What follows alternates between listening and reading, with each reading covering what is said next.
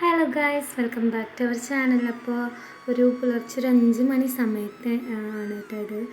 നമ്മുടെ വണ്ടിയൊക്കെ വന്നിട്ട് നിൽക്കുന്നുണ്ട്. നമുക്ക് പഞ്ചവാടി എന്ന് പറയുന്ന സ്ഥലത്ത് പോയിട്ട് വേണം ബലി ഇടാനായിട്ട്. അപ്പോൾ പിന്നെ തിരിച്ച് വരുമ്പോൾ 7:30 ആയിട്ടുണ്ട് കേട്ടോ. അവർ തിരിച്ചെത്താനായിട്ട് ഞാനും മമ്മിയും അച്ഛനും കൂടിയിട്ടാണ് പോയത്. അപ്പോൾ ഇതെൻ്റെ ഏട്ടൻ എനിക്ക് ഫസ്റ്റ് ഗൾഫിൽ നിന്ന് കല്യാണം കഴിഞ്ഞിട്ട് വരുമ്പോൾ എനിക്ക് കൊണ്ടുവന്നതാണ് കേട്ടോ. എൻ്റെ എന്താ പറയുക, ഫേവറേറ്റാണ് കേട്ടോ ഈ ചെടി. പിന്നെ നമുക്കിന്ന് മോർണിംഗ് ഭൂരിയായിരുന്നു ബ്രേക്ക്ഫാസ്റ്റ് ആയിട്ടുണ്ടായിരുന്നത്.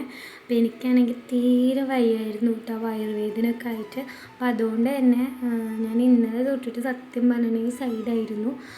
അപ്പോൾ എനിക്ക് ചപ്പാത്തി ഉണ്ടാക്കി, ബാക്കി എല്ലാവർക്കും ഭൂരി ഉണ്ടാക്കി. അപ്പോൾ നമ്മൾ 2 ചായ വെക്കുന്നുണ്ട്. ഞാനങ്ങനെ പാല് കുടിക്കാറില്ല, പാൽ വെച്ചൊന്നും കുടിക്കാറില്ല. അപ്പോൾ ഞാനിക്ക് കട്ടനും ഞങ്ങൾക്ക് കോഫിയാണ് കേട്ടോ ഉണ്ടാക്കിയത്.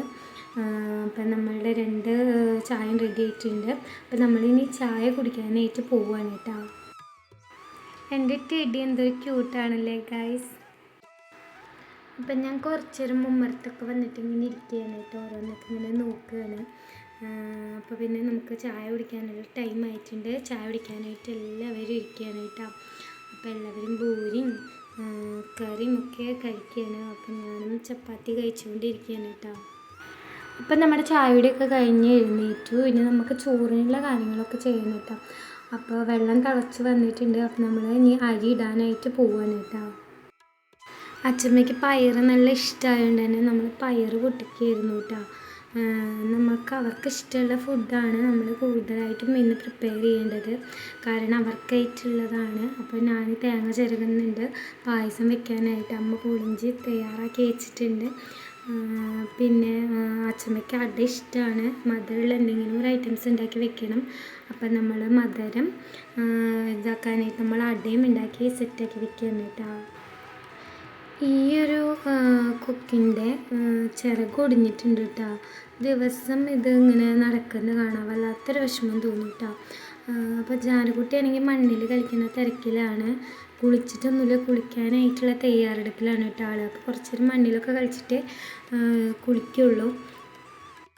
രാവിലെ തൊട്ടിക്കൊക്കെ ഇവിടെ തന്നെ ചുറ്റിപ്പറ്റി നിൽക്കുന്നുണ്ട് കേട്ടോ.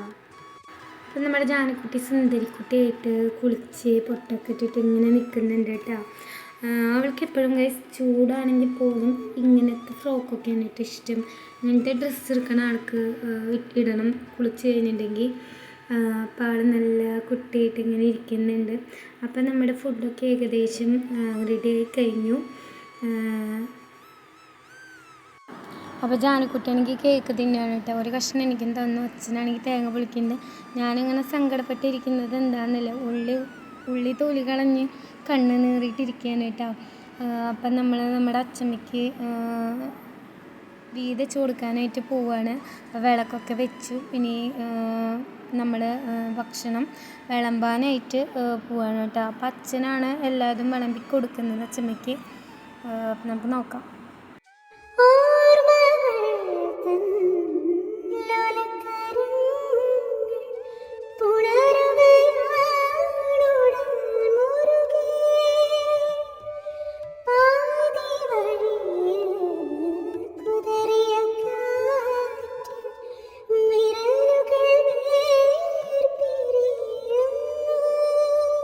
അപ്പോൾ വേദിച്ച് കൊടുത്ത ശേഷം അച്ഛൻ പ്രാർത്ഥിച്ചു.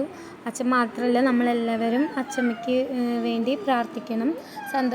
സന്തോഷത്തോടെ വന്ന് ഭക്ഷണം കഴിക്കാനായിട്ട് നമ്മൾ പറയണം. അതിനുശേഷം നമ്മൾ വാതിലൊന്ന് ജസ്റ്റ് ചാരി ഇട്ടു അച്ഛമ്മ വന്നിരുന്ന് കഴിക്കാനായിട്ട്. അപ്പം ഞാൻ മാങ്ങ കഴിക്കാനായിട്ടാണ്. അപ്പോൾ ജാനുകുട്ടിയുടെ ബലൂണാണെങ്കിൽ പൊട്ടിപ്പോയി. അപ്പോൾ അവിടെ ഇരുന്ന് കരയാണ്.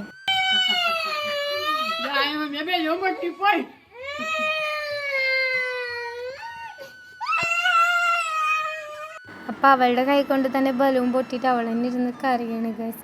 അപ്പം അച്ഛനാണെങ്കിൽ അച്ഛൻ്റെ വീട്ടിലേക്ക് ഭക്ഷണം കൊണ്ടുകൊടുക്കാനായിട്ട് പോയേക്കാണ് കേട്ടോ. അപ്പോൾ എന്താ പറയുക, നമ്മളെ പണിയൊക്കെ കഴിഞ്ഞിട്ടിരിക്കുകയാണ്, നമുക്ക് ഫുഡ് കഴിക്കാൻ മാത്രമേ വേണ്ടുള്ളൂ. അപ്പം അമ്മ എന്താ പറ്റിയെന്ന് ഇങ്ങനെ കാര്യം അന്വേഷിച്ചു കൊണ്ടിരിക്കുകയാണ് കേട്ടോ, ജാനുകുട്ടിയുടെ കരച്ചിൽ കണ്ടിട്ട്. അപ്പോൾ അവളുടെ കരച്ചിൽ മാറ്റാനായിട്ട് അമ്മ എന്തോ ബലൂൺ കൊണ്ട് ഉണ്ടാക്കി കൊടുക്കാമെന്നൊക്കെ പറയുന്നുണ്ട്.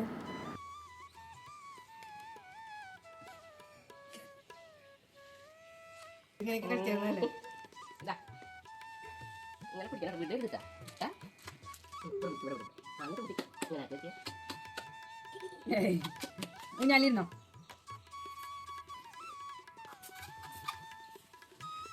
അപ്പം അച്ഛമ്മ ഭക്ഷണം കഴിച്ച് പോയി എന്നുള്ളൊരു വിശ്വാസത്തോട് കൂടിയിട്ട് നമ്മളെ എല്ലാം ഇളക്കി വലിച്ച ശേഷം നമ്മൾ അച്ഛമ്മ കഴിച്ചതിൽ നിന്ന് കുറച്ച് എന്തെങ്കിലുമൊക്കെ എടുത്ത് കഴിക്കണം കേട്ടോ. അപ്പം നമ്മളെല്ലാവരും ഓരോന്നായിട്ട് എടുത്ത് കഴിക്കുകയാണ്.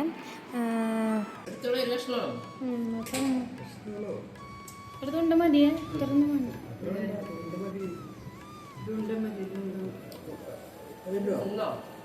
എനിക്ക് വേണ്ടെന്ന് അവർക്ക് എടുത്തുണ്ടോ കഴിച്ചത്.